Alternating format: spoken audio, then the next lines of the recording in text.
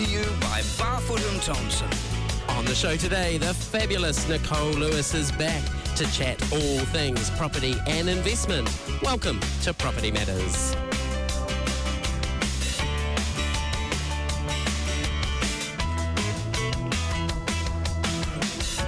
Welcome along to another Monday. Hope you've had a fabulous day. School holidays finished. Those routines are back as everyone heads back to school, but so brings the traffic. So if you're listening while you're in the traffic, you've picked the perfect time to listen, because we're going to inspire you with lots of investment information as we welcome back Nichole Lewis from Property Lifestyle to the show. Great to have you here. Thank you very much. Great to be here. Now, you're a very busy person, so I appreciate you making time to come and join us. And for those who didn't tune in last time, tell us a little bit about yourself. Who is Nichole Lewis? Oh, well, first and foremost, I am a wife and a mother. I sort of put my family first. What do? I do everything for the sake of family and showing the children how to live a better life. And property is my passion. I think I'm one of these lucky people that feel like I never do any work because I just have fun every day doing property deals. I just love your passion. Where did that come from? Where was that first spark? That's a really good question. I bought my first house when I was in my early 20s. And I thought to myself, you know what, when I'm like super old, like 30, like when you're 20, that's so old.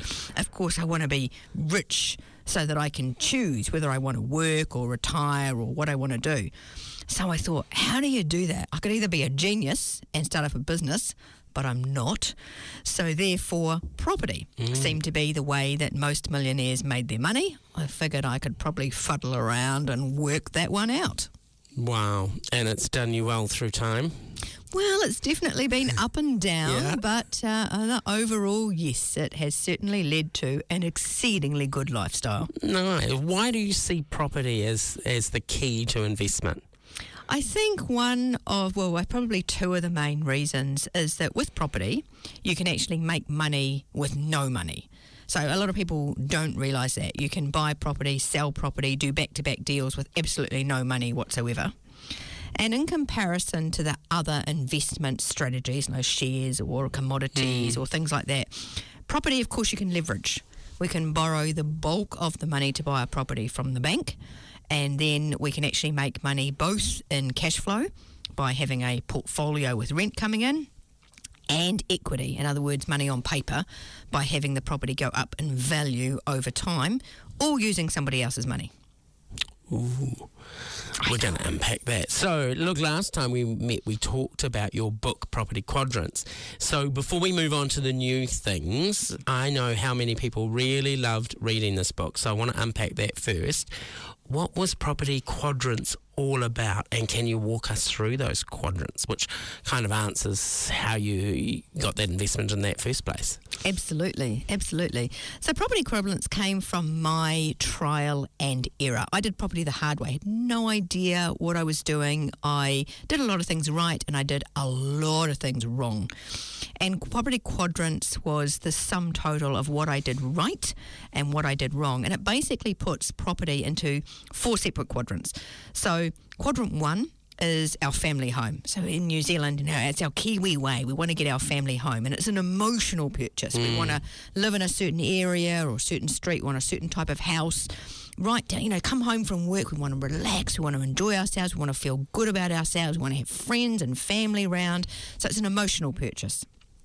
And then we go ahead and we do that, we get our property, and then we get to the point where a few years later, maybe we've got a little bit of equity and we think, let's get an investment property. But we don't know anything about property, so we enter quadrant 2 by mistake.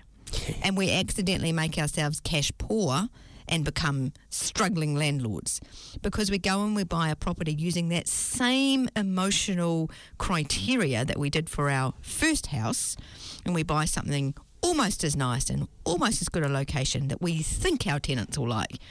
And we have to end up topping it up, paying the mortgage, paying the rates, paying the insurance, and it makes us cash poor.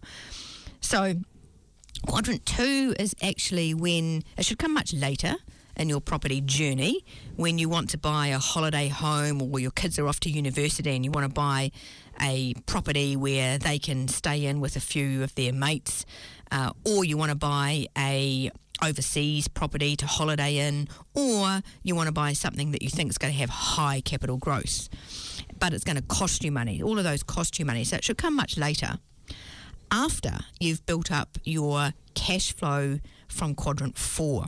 So quadrant 4 is buying investment property that's cash flow positive from day one. So we buy it, we pay our rates, our insurance, our mortgage, our maintenance, and our property management fees, and we have money left over.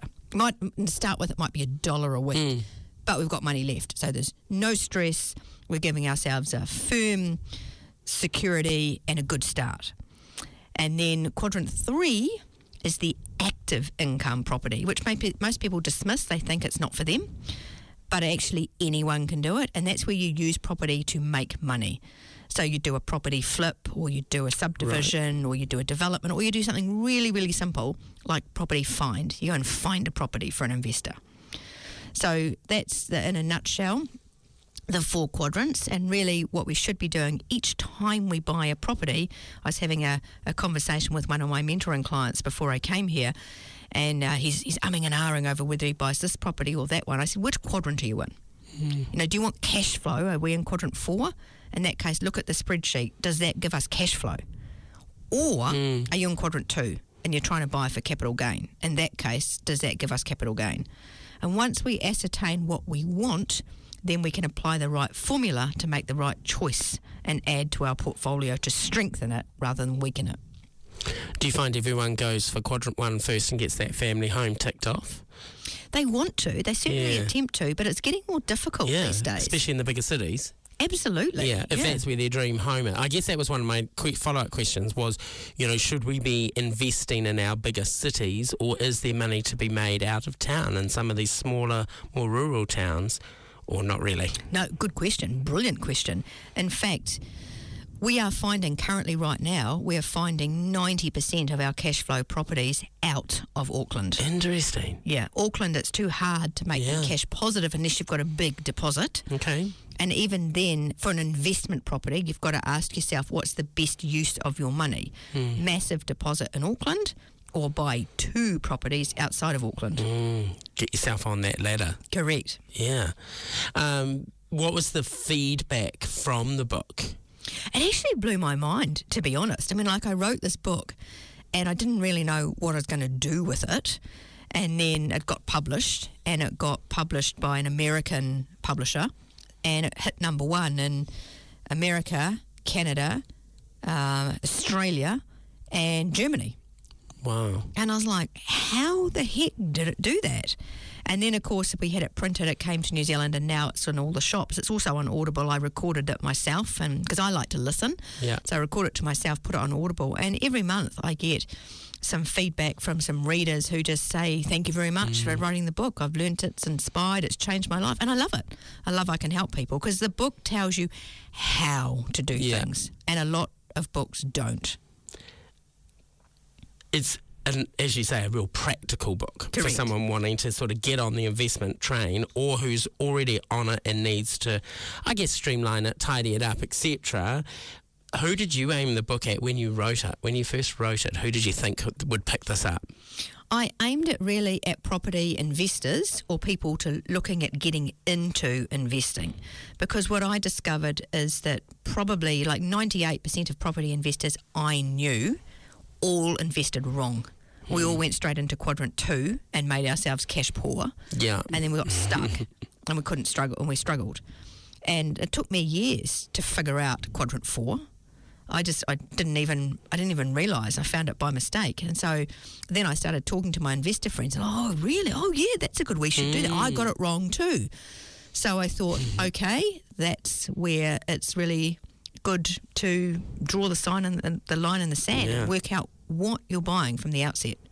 You mentioned the feedback that you've had. Have you had some good success stories come back at you? Amazing. Fill us in. No, I've had amazing success stories, and I'm really stoked. I've got a really brilliant group of, I call them friends, because people come to me, we have a mentoring program, but we end up friends, and we carry on, we do things together.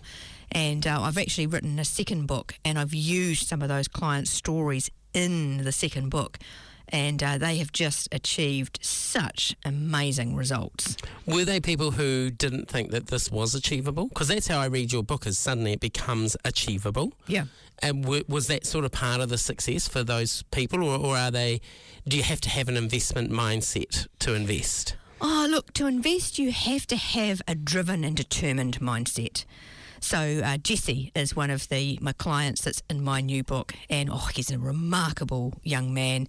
And he'd saved $34,000 from his working career and wanted to get into property. And he'd read a lot of books on property, but in his words, he said, nobody said how. Nobody.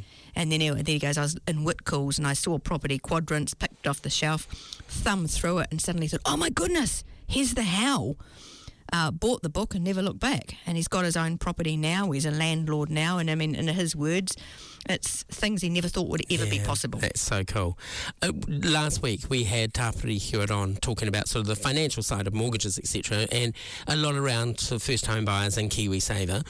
And of course with KiwiSaver you need to live in the home, but only for 6 months now. Correct. Is that then making sort of that, instead of quadrant one of buy your first home to necessarily be that dream family home, could you buy your first home with KiwiSaver to get on the ladder, live in it for 6 months and then turn that into the investment and then make quadrant one sort of purchase number 2 or 3? Yeah. Well, yes and no. Yeah. And you Fill me in. It's a good question, because in a way you're mixing your quadrants. Okay. So I like to mix things up. Let's mix it up. Let's muddy the waters.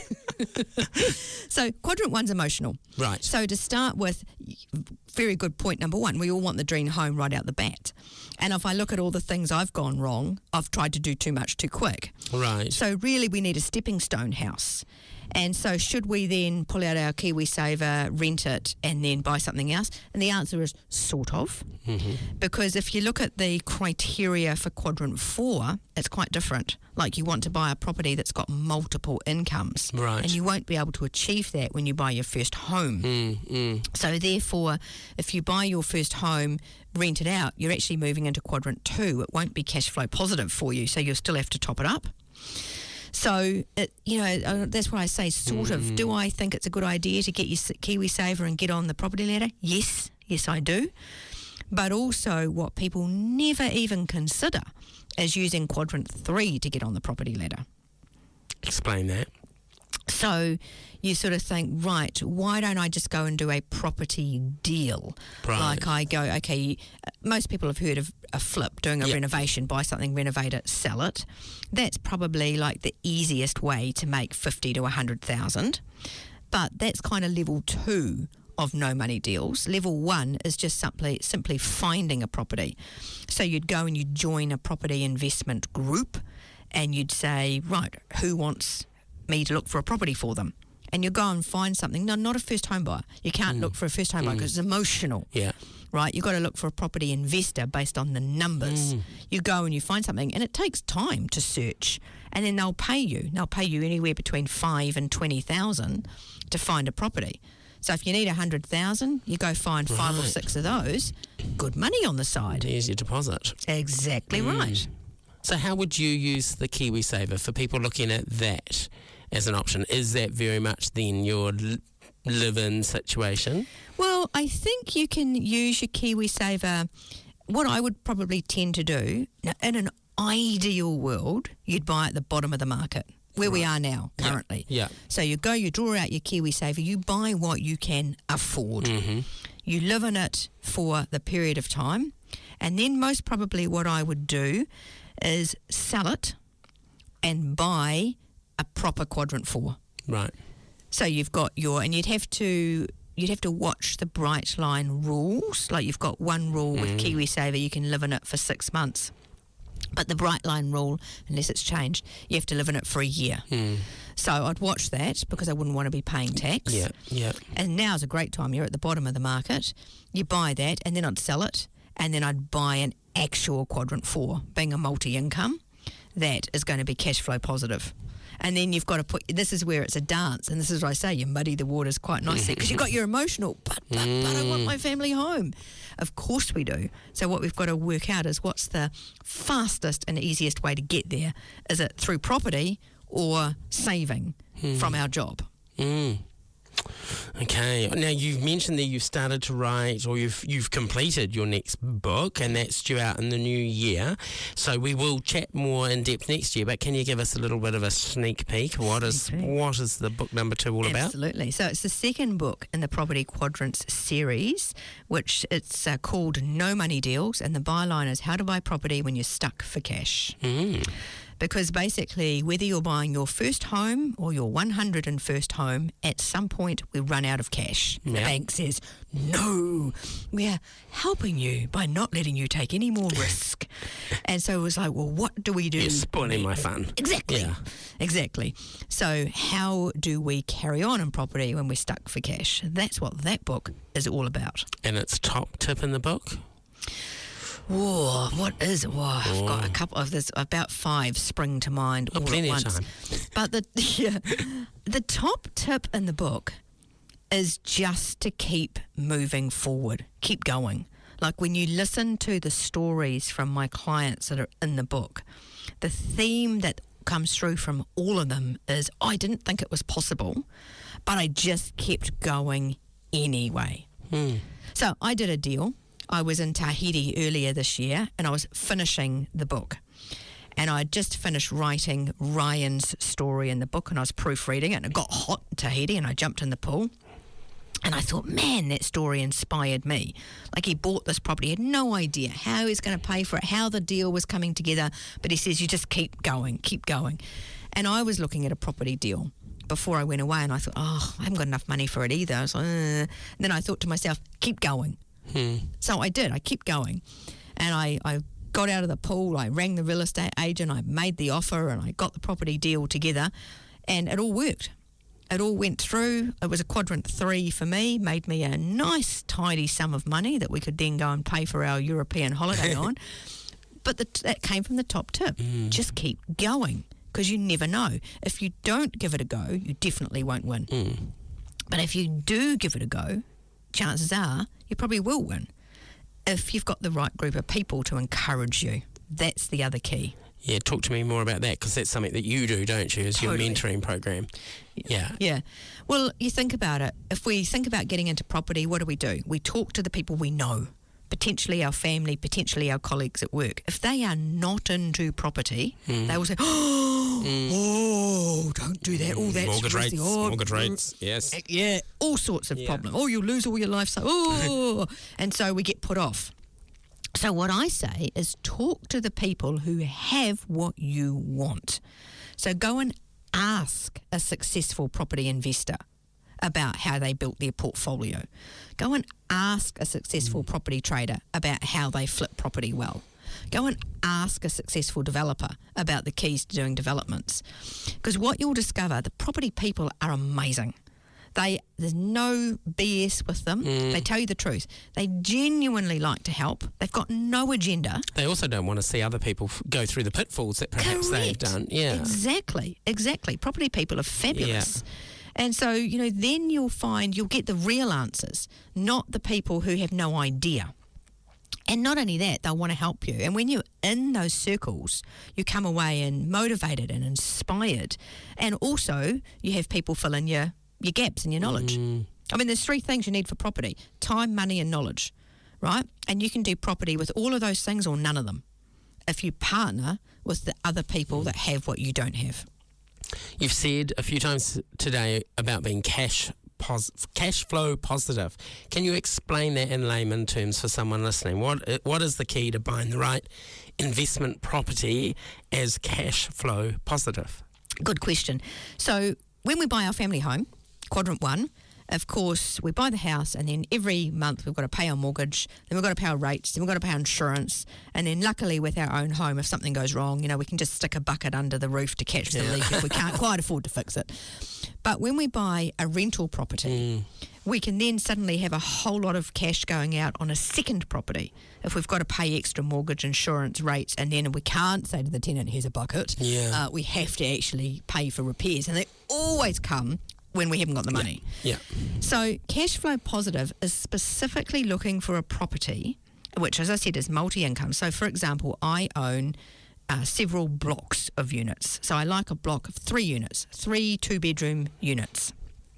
And you'd get about, say, $400 a week per unit. So you get $1,200 a week, and you might pay $900,000 for one of those. So you're paying $900,000, you're getting $1,200 a week. So after you pay your mortgage, your rates, your insurance, maintenance, and maybe property management, depending on whether you choose to do it yourself or not, you've got money left. So you might have $20 a week left. I think the best one we had was about $1,000 a week left. So that's great. Yeah. So therefore you become cash rich rather than cash poor, and then you can invest that money wisely in something else, so you have an income stream coming off your income stream. You mentioned like the property management. I guess Tāpiri last week talked about, getting the right professionals involved in the process, finding a lawyer that you trust, a mortgage broker that you trust. What's been some of the keys to your success, I guess, around the people that you've associated yourself with your purchases? Referrals. You are 100% right. Yeah. Your team is everything. A lawyer can make and break a deal. Yeah. A mortgage broker can find you, a good one can find you money you thought was impossible. Yeah. A bad one puts you off and you never want to buy again. So the right team is crucial. And what I do is I go to the property investors with big portfolios and say, who do you use? And what you'll find is that, and you get a good lawyer, you ask for a good accountant. You get a good accountant, you ask for a good lawyer. They all refer the same people. Yeah. You've got to have the right team. That's absolutely crucial. All right, time to get your crystal ball out. Oh, yes. We're starting to see the market, have some shifts. So what are you seeing the property market doing over the next 6 to 12 months? Okay, so I think that we have done the turn. We've hit the bottom of the market, and we've now started to turn the market, and it's starting to climb again. Very, very slowly, but it's starting to climb. So I think we'll probably be quiet between now and, say, February. It's October. Traditionally, you don't get that many sales December, January. People are on holiday, Christmas. So a little bit will happen and then we'll be quiet. Then most probably come February, things will start to heat up again, and I think we'll see growth throughout 2025 and 2026. I think we'll peak again somewhere end of 26 to mid 27. We'll see the peak, unless we have some world event that's completely unexpected. But that's what I think we're on the cards to see. You mentioned about the quiet time over Christmas, but a lot of Kiwi DIYers get their house ready over Christmas period because they're home, they're on holiday, etc. How important is that? If you as an investor, do you see through a lot of things and it doesn't bother you, or do you know I need it all finished product style, or does it depend on whether you're planning to go in there, flip it, etc.? Well, actually, it depends who your buyer is. Okay. So if you're getting a house ready, like if I'm doing a flip, I'm going to sell it to a homeowner. A homeowner, they're quadrant 1. Yeah. They're emotional. Right. So they need to fall in love with the property. Yeah. So what you need to make sure, you DIYers, you need to make sure you do all the little things. Change out your door handles, for example. Don't paint your doors beautifully and leave the cruddy old door handles on. Make sure you paint your windows, or window sills, I should say, as well as your walls. Don't just leave those. Little things like get window cleaning companies in to come and actually clean the inside and the outside of the windows. Because when people don't notice when things are clean and beautiful, the house just has a wow factor. But if something's grimy and horrible, man, they notice that. And then they go, oh, what else is wrong with the house? Or they think if it's been renovated, oh, they've done a shonky job. Right.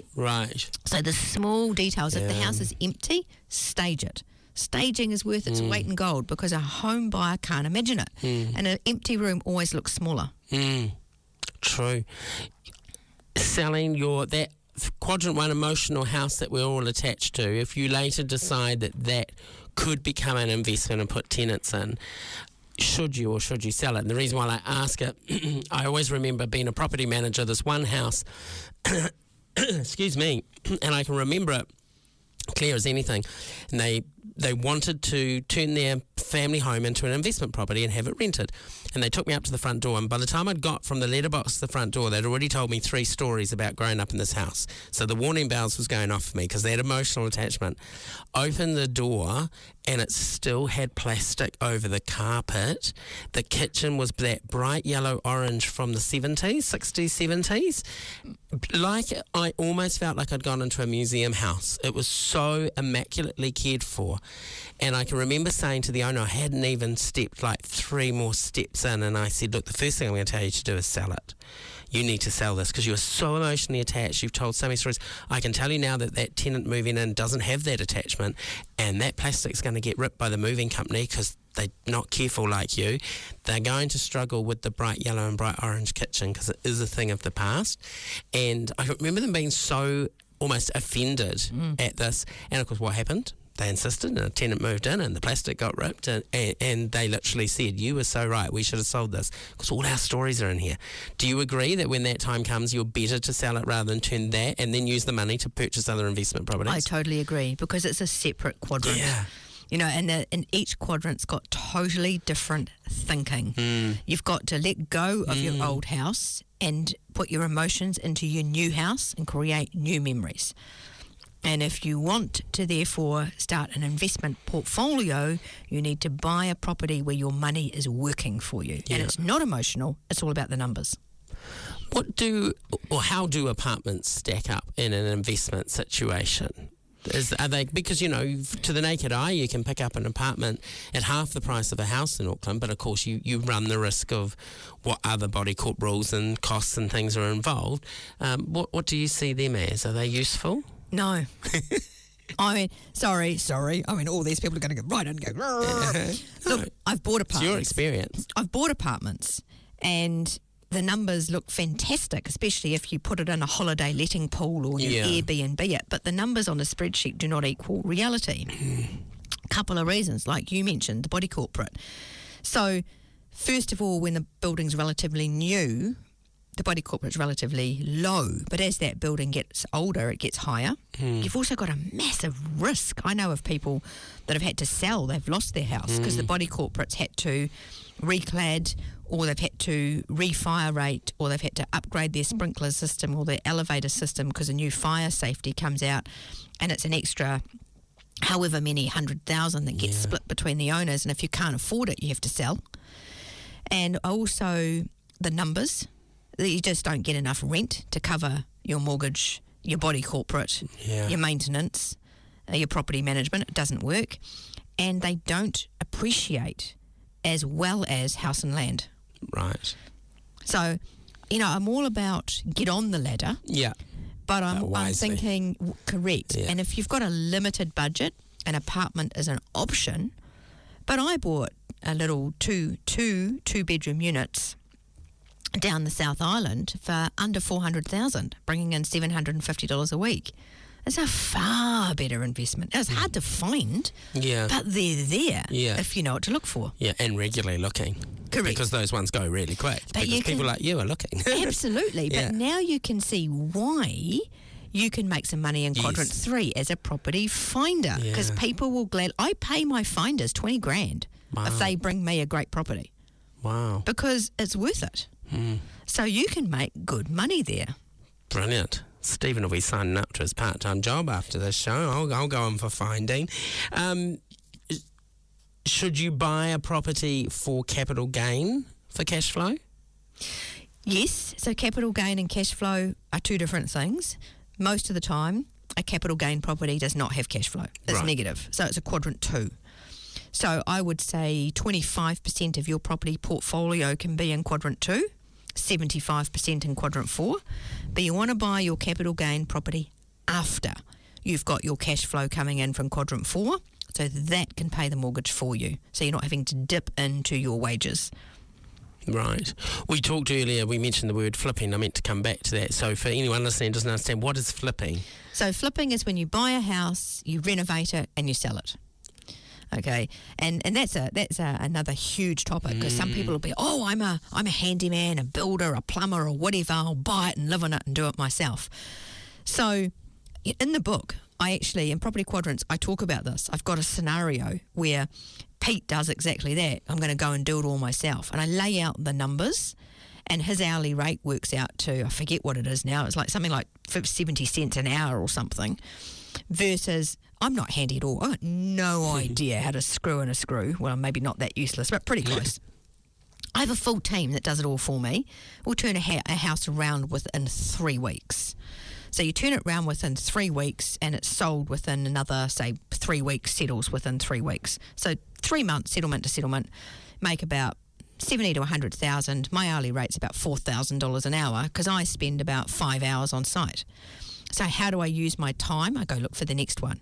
Yeah. So you work out your scenario, and that's what I mean. Time, money, and knowledge. You can do it with all or none. You can have a property finder find it for you. You can have a project manager run the project for you. And you can get a property coach to teach you what to look for. It's all just a case of everything's doable. Yeah, love it. And if someone's a first home buyer listening to the show going, how do I just get that first one? Well, good question, because one, it's an emotional purchase, so it sort of depends on where they're looking. But there's, other than KiwiSaver and other than mum and dad helping you in, the other 2 ways of getting your first one is getting stuck into Quadrant 3. Doesn't matter if you don't have any money. Go and join, if you're in Auckland or wherever you are in the country, go and join your Property Investor Association. They're all over the country. Yeah. Go and join them. They're brilliant. All the property investors go there. So go to the events, get chatting to them, find out how you can help people. It's never about how I can make money. It's all about how can I help you. And there'll be investors are looking for properties all the time. Find out what they want and go and look for something for them. And then make a small amount of money on the way through. And then that'll build from there. You'll make friends, you'll build relationships, you'll find joint venture partners, and you can do a deal yourself. You can have a money partner that'll put the money in, and because they haven't got the time but they got the money, and you split the profits 50-50. There's all sorts that will grow from that small step of just getting to know people. How do you mitigate the risk as a property investor? De-risk is knowledge. Right. So the more you know, the less risk it is. But you see, I'm all one for leverage. So if I don't have money, I'll leverage someone else's money. If I don't have time, I'll leverage someone else's time. If I don't have knowledge, I'll leverage someone else's knowledge. I'm big on coaching. I myself have got a business coach. I always feel that I'm far more productive when I have a coach to steer me in the right direction. There's a lot of property coaches out there. So I think it's a great idea to get a property coach. If you do, though, I always say look for one that guarantees results. I've paid for a lot of coaching in the past, not property, just coaching in the past. Doesn't guarantee me results. I've spent a lot of money for not much. So look for the right person, and someone that you gel with, someone that you genuinely get on with, and someone that's accessible. No point having a coach you can't actually speak to. So I think they're well worth their weight in gold. But you can also get a lot of knowledge from meeting property investors that are happy to talk to you. And you mentioned the property investment associations. There's also groups, even just groups on Facebook, etc., that you can join, and there's lots of interesting conversations there. Exactly. Especially when new laws and legislation comes out, it's quite good to get everyone's point of view on that. I agree. Yeah. Do you have a favourite space that you're in? Oh, look, some of those groups are, I've got my own, which is passive property investment with the property lifestyle. I used to, some of them have grown really big, which is awesome, but then you can get a bit of negativity as well. Right. So you've got to watch that. It is an online space, exactly. And so I don't want you to be put off if you ask a question and you get all these negative comments. Because people are people, whereas with the associations, there's not really any negativity. Oh no, there's a little bit, I suppose, everywhere, but not as much. And the other thing is too, it's an online world. Maybe my kids will say I'm old-fashioned, but if you want to find a property for someone or get to the point where you can build a relationship, so you have a money partner, they need to know you. They need to know you. They need to like you. They need to trust you, and you have to meet. So, but online forums is a great way to start and see if there's people in your local area. Yeah. Absolutely. Apart from knowledge, other ways to mitigate your risk? Well, financial is one, like doing things with a partner. Okay. And that's where I think quadrant 3 is a good risk mitigator. Like if you just become a property finder, you earn as you learn. So you're not buying anything, so you've got zero risk. You're just finding something for someone else. And then you'll learn from what they're looking for because they're more experienced, and you make money with zero risk. Brilliant. As Kiwis, are we good at property investment, or as a nation are we a little bit more on the nervous side, risk-adverse side? Definitely the latter. Yeah. What do you see around the world? What are some of the differences? Well, interestingly enough, New Zealand is probably one of the more difficult countries to invest in. So we've got, in one sense, like we've got, and I used to do property in Australia, and they rang me, the Australian company rang me not so long ago, a few months ago, to say, hey, do you want to do some work for us again? And I said, well, some of our laws have changed in New Zealand now. Like we have to have a 40% deposit. Now it's only 30. They go, what? Hang on. Something's wrong with the phone. What deposit? 40%. 40. I'm like, yeah. They're like, you got to be kidding me. So, and you get things like that in America. You can lock your interest rate for 30 years. Wow. So, they had their 1% they got down to. You lock it in for 30 years. I mean, that's so awesome. In America, you can wholesale a property. In New Zealand, that's all illegal. We can't do any of that stuff here. So, but in our way, we don't have tax. We don't have stamp duty. We don't have inheritance tax. We've got a bright line, but it's not a CGT yet. So from that point of view, it's a little bit easier. So there's pros and cons. Yeah. Who inspired you? Who had, in your early days of investing, was there people or groups, things that inspired you along this path? Yes, because the book Property Quadrants wasn't out when you started. No, it wasn't. I didn't know. No, I had probably a couple of key people along the way. There was a guy I met, his name's Sean, and I mentioned him in the book, and he's now lives in Australia, and he first told me about no money deals. And I talk about it in the book, up rocks Sean, he drives up in his Porsche and walks in like he's just, his presence in the room. I'm like, who's that guy? And then I meet him and he's like, I do property with no money. And I'm like, what is this? And just and this is what I mean by property people, the nicest guy you could possibly meet. So keen and willing to help and share what he does. And, he was a big inspiration. And the other person I think was Rustica. So my friend Rustica, that we started a little group we called it Networking Referral Group. And she was really interested in property, and we had a mortgage broker join us. His name was Adam, and our friend Sarah, who was a real estate agent at the time. They all joined us, and we all talked property. And I think Rustica was very instrumental. She started doing property flips, which we called renos at the time, and she started writing a book. She goes, I'm going to call it Dolly's Do-Ups. I still say it. I remember that. It never got published, but I remember that, Dolly's Do-Ups. So, they were some key people back then. I love that. All right, we've only got a minute left. Future goals. Future goals. When I interview you in the new year about your next book, what will you have achieved by then? Well, Let's hold her to it. That book will hit international bestseller as well and help out a whole lot more people. And book 3, which is going to be called Bankrupt to Billionaire, I am trialling that now. Multi-million-dollar deals. Give it a shot. Will be, maybe, I would have written the first line. Now, this show replays over the Christmas break, so if our listeners are listening at Christmas time, not school holidays, as I started the show, are you resting up? Do you take a break? Do you look after yourself in this crazy world? Oh, absolutely. Don't work December, January. Spend it with the family. Nice. Beautiful. How can people get in touch, get your books, find out more? So my book is online, propertyquadrants.com. It should be also in bookstores. It's on Audible for download as well, and on Kindle, so you can get it any way you like. I'm with The Property Lifestyle. You can phone me, email me. I'm always available. You can book a call with me on Calendly, and let's talk property. Happy to help you in any way I can. So just do a Google for The Property Lifestyle? The Property Lifestyle, or Google me. Fabulous. Nichole, always a pleasure having you here. We're going to go off here now, and I'm going to go home and start looking up some properties for Nichole, I think. I could do with that little learner to help me on my ladder. Thanks so much for joining us. Have a fabulous week, everyone else. We'll catch you again next week on Property Matters. Have a good one.